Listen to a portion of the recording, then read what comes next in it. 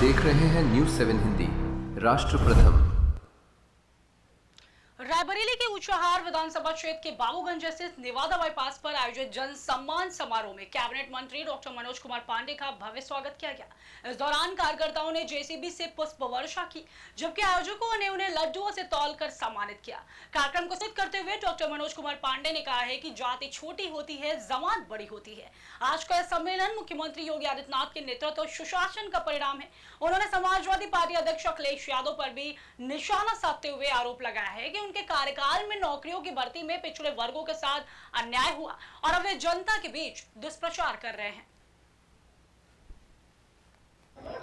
आज जिस तरीके से ऊंचाहार जो मनोज पांडे का मतदाता नहीं है, मनोज पांडे को बनाने वाला है, मनोज पांडे को बचाने वाला है, मनोज पांडे को बढ़ाने वाला है।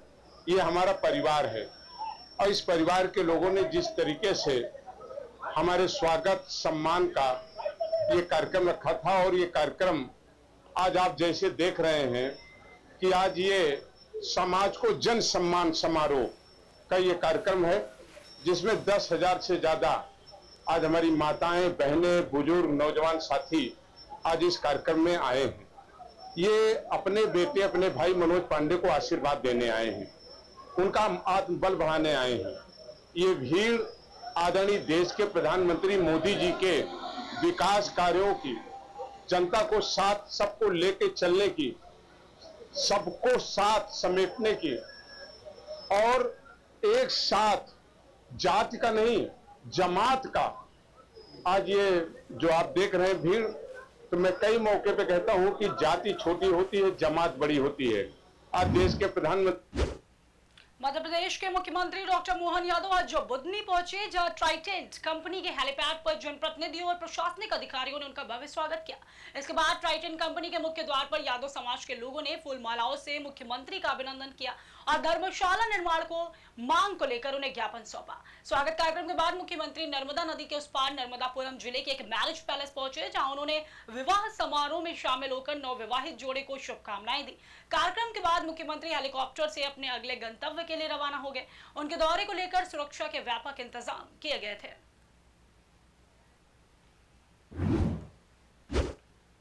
मध्य प्रदेश के सीहोर में स्वर्गीय कैलाश सारंग की स्मृति में आयोजित जिला स्तरीय फुटबॉल प्रतियोगिता का रोमांच लगातार जारी है। शहर के चर्च मैदान पर आयोजित इस प्रतियोगिता में 12 टीमें हिस्सा ले रही हैं। शनिवार को सीनियर वर्ग में सीहोर क्लब ने DSYW को 6-3 से हराया, जबकि जूनियर वर्ग में RSI टीम ने MG क्लब को 2-1 से मात दी।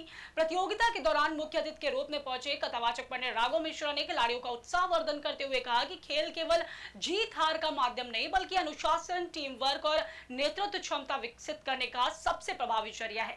उन्होंने खिलाड़ियों को सकारात्मक सोच के साथ आगे बढ़ने का संदेश दिया।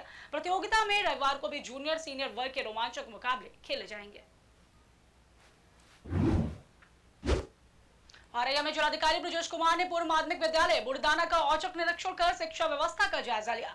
निरीक्षण के दौरान उन्होंने बच्चों के साथ बैठकर मिड डे मील खाया, भोजन की गुणवत्ता पर की। स्कूल में 103 छात्रों के सापेक्ष केवल 33 छात्र उपस्थित मिलने पर जिलाधिकारी ने अधिकारियों को नियमित उपस्थित सुनिश्चित कराने के निर्देश दिए।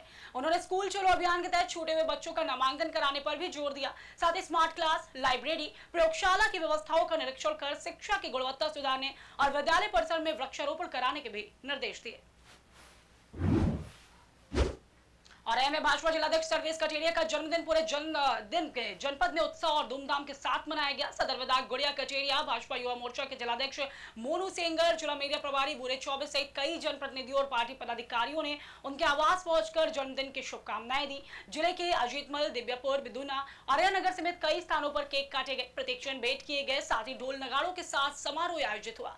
पूरे दिन भाजपा कार्यकर्ताओं में उत्साह का माहौल देखने को मिला और जन्मदिन समारोह हर्षोल्लास के साथ संपन्न हुआ।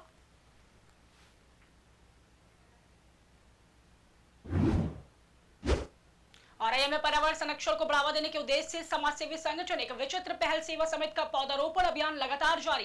विश्व पर्यावरण दिवस यानी 5 जून से शुरू हुए 5100 पौधे के लक्ष्य वाले इस अभियान के तहत रविवार सुबह यमुना तट पर पीपल, बरगद, अशोक, हरसिंगार, पकड़ी और चितवन जैसे दीर्घायु पौधे लगाए गए। समिति ने इन पौधों की देखभाल की जिम्मेदारी यमुना मैया के सेवादारों को सौंपी।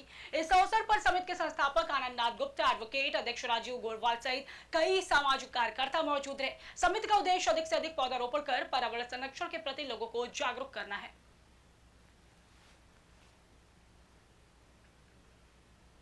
तट पर पौधारोपण किया गया है, पूरा क्या कार्यक्रम है? समाज सेवी संगठन एक विचित्र पहल सेवा समिति वर्ग द्वारा जीवन धारा पौधारोपण अभियान चलाया जा रहा है, जो कि 5 जून विश्व पर्यावरण दिवस से प्रारंभ किया गया था, जिसका लक्ष्य सार्वजनिक स्थानों पर, मंदिर, मस्जिद, गुरुद्वारा आदि स्थानों पर 5100 पौधों का पौधारोपण करने का लक्ष्य है। आज यहाँ यमुना तट पर पौधारोपण अभियान चलाया गया, जिसके अंतर्गत तमाम पौधों का पौधारोपण, पीपल है, बरगद है, अशोक है, चितवन है आदि के पौधों का पौधारोपण किया गया। यह अभियान संस्था द्वारा गत कितने वर्षों से मतलब चलाया जा रहा है निरंतर? जीवन धारा पौधारोपण अभियान विगत 10 वर्षों से संचालित है और जो आगे भी जारी रहेगा। क्या नाम है आपका? आनंदनाथ गुप्ता, एडवोकेट, संस्थापक अध्यक्ष, समाज सेवी संगठन एक विशिष्ट।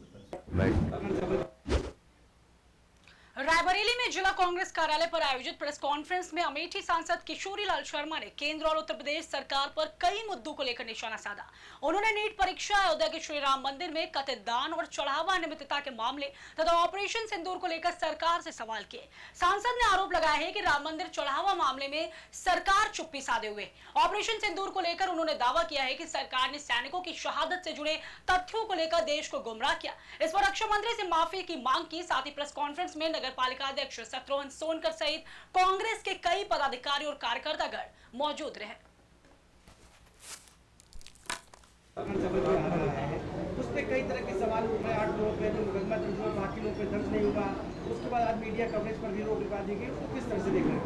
ये देखो कवरेज स्टोरी, ठीक है, ये कवरेज स्टोरी है, क्योंकि इसमें पकड़े ये राम के नाम से है, ठीक है, और राम को ही उन्होंने धोखा दिया।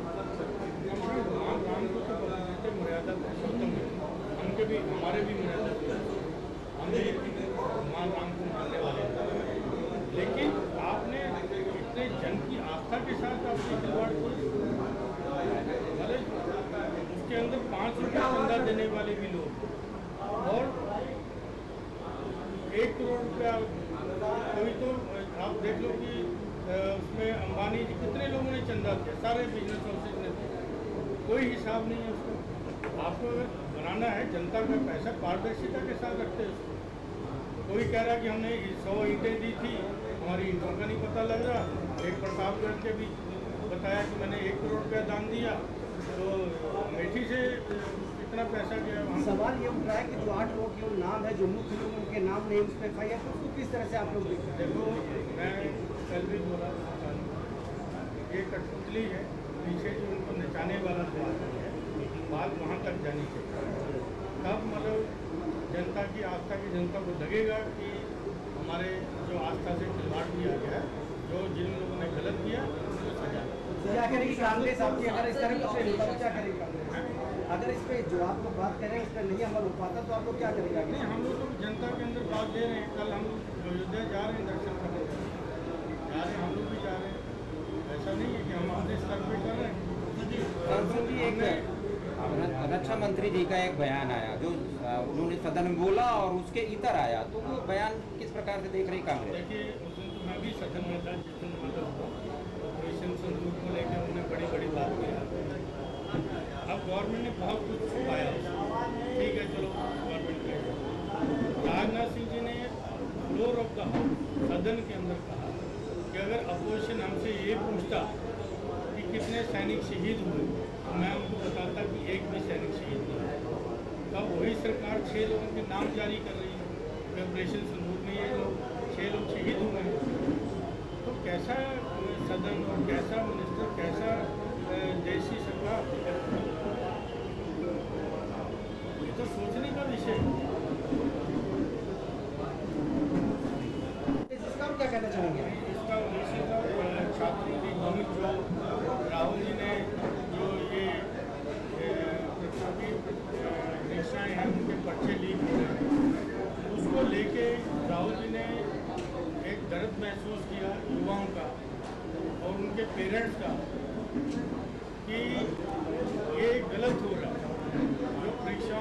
बच्चे लीक हो रहे हैं, ये छात्रों से कहीं ना कहीं ये छल हो रहा है उनके साथ। तो उनको एक जागरूक करने के लिए राहुल जी ने एक ये कोटा से छात्रों की गूंज नाम से मतलब उन्होंने अपना संबोधन किया वहाँ पे। दूसरी श्रृंखला में 4 जगह और वो देश में करेंगे। उसको लेके कि हम लोगों को जागरूक करना है जनता को कि ऐसी नकारा सरकार जो एक परीक्षा नहीं करवा पा रही है देश के अंदर, जो एक परीक्षा नहीं करवा पा रही है, तो कैसे कितने छात्रों के साथ कितने पेरेंट्स का पैसा ट्यूशन के अंदर बर्बाद हो रहा है। उसके बाद जब वो बेचारा बच्चा इतना मानसिक तनाव झेल के परीक्षा केंद्र में लगता तो उसको लगता कि हो गया, पर्चा लीक हो गया, ख़त्म बात हो। तो उसके पीछे खाली वो लीक होना नहीं है पेपर, उसके पीछे सालों की उसकी मेहनत है, वो भी ख़त्म होगी उस दिन। जो इतनी महंगी कोचिंग करके बेचारे गरीब माँ बाप पेट काट के अपने बच्चों को पढ़ाते हैं, उनका जब हो जाता कि पेपर लीक हो गया, वो छात्र और हो जाते हैं, उसके बाद वो परीक्षा नहीं दे सकते। तो ये इनको लेके राहुल जी ने गरज समझा कि भाई ये खाली एक क्षेत्र की बात नहीं है, पूरे हिंदुस्तान की बात है। अब अभी महाराष्ट्र में टीईटी का पेपर लीक हो गया, ठीक है। कौन सी आपका क्या सिस्टम है एजुकेशन का? क्या आप प्राइवेट शिक्षा को बढ़ावा देना चाह रहे हो? आज सरकारी स्कूल बंद हो रहे हैं, प्राइवेट स्कूल बढ़ रहे हैं, तो आपको शिक्षा का इतना महंगा हो गया। अब हम लोग जब पढ़ते थे तो हम कभी नहीं ट्यूशन लगा के पढ़े, तो हम लोगों ने जो स्कूल में पढ़ाया जाता था वही पढ़ के परीक्षा में बैठते थे। इसी प्रतियोगिता के ज़माने के अंदर माँ बाप को भी लगता है कि भैया हमारा बच्चा कहीं अच्छी जगह जॉब पा जाएगा, कोई डॉक्टर बन जाएगा, इंजीनियर बन जाएगा। जब इस तरह हो जाए तो उनकी सालों की मेहनत उसके पीछे बर्बाद। श्रुति की शादी की तैयारी शुरू हो गई? हाँ, और आज शादी के गहने भी लेने हैं। हाँ तो बस सीधे कल्याण ज्वेलर्स चले जाइए। कल्याण में अब मेकिंग चार्ज प्रति ग्राम सिर्फ 199 रुपए से। सबका कल्याण, है ना?